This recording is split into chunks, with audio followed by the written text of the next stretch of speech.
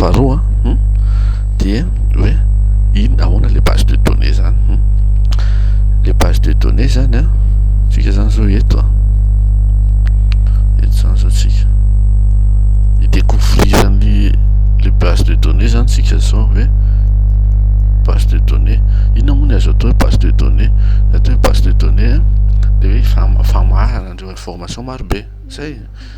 de inona avy ny karazana base de données ny karazany mety hoe oracle mety hoe MySQL 5 zao ny tsika ta ny oracle 10 angamba no ampiasaitsika version reny hoe 10 ihany reny de ny access koa zao base de données access koa zao misy aray mince alors azafady access zao moa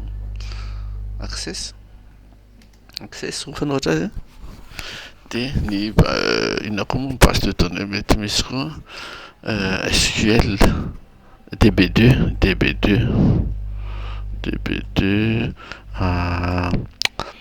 inona koa base de données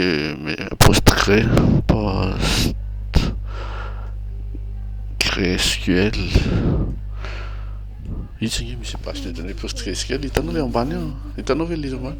misy bokin'iny ao de fa karazana base de données daholo reny azonao misy karazana maro be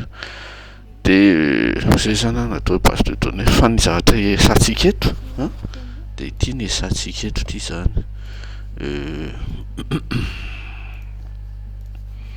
ity ny esantsika eto azonao base de données MySQL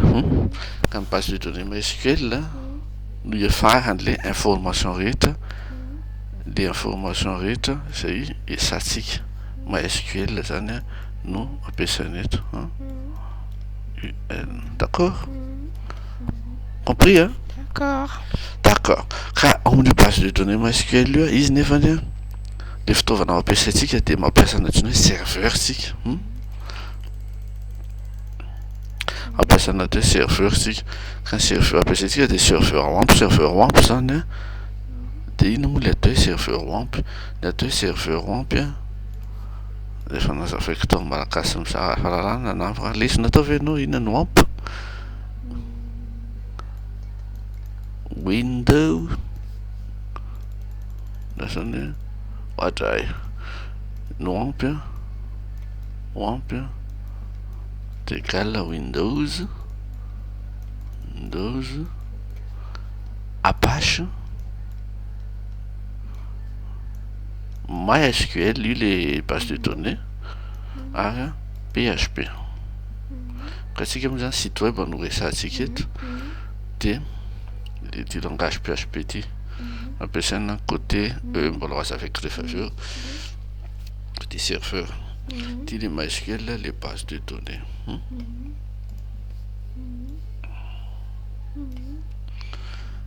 ka ny fitambaran'ireo zany fitambaran'ireo Windows ty zany hoe sous le système Windows misy ny Apache MySQL ary PHP fa raha sous le système Linux indray izy de misy ny sous le système Linux indray de misy ny Linux Apache MySQL PHP iny le resanao to hoe LAMP ok zay aloha zany no hita eto indray amity lesona faharoa ity misaotra atsika namaky hatramin'ny farany mahitain'Andriamanitra.